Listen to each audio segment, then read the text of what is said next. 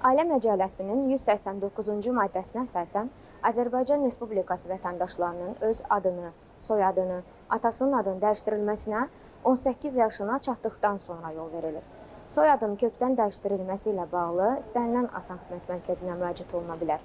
Müraciət zamanı şəxsiyyət vəsiqəsi və onun notariat qaydasında təsdiq olunmuş surəti, doğum haqqında şəhadətnamə, vətəndaş evlidirsə nikah haqqında şəhadətnamə, nikahı pozulubsa nikahın pozulması haqqında şəhadətnamə, vətəndaşın yetkinlik yaşına çatmayan uşaqları varsa, onların doğum haqqında şəhadətnaməsi, ilkin hərbi qeydiyyata alınma haqqında vəsiqənin və ya hərbi biletin notariat qaydasında təsdiq edilmiş surəti və əsli, 2 ədəd 3-ün 4-ə ölçüdə çəkilmiş fotoşəkil təqdim olunur.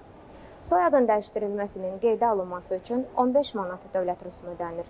Soyadın dəyişdirilməsinin qeydə alınması ilə əlaqədar olaraq vətəndaşlıq vəziyyəti aktlarının qeydiyyatında dəyişikliklər edildikdə əvvəllər verilmiş şəhadətnamələr ləğv olunur və onların əvəzinə yeni təkrar şəhadətnamələr verilir.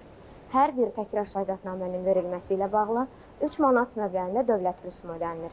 Sözü gedən xidmətlə bağlı etibarnamə ilə səlahiyyətli nümayəndə də müraciət edə bilər.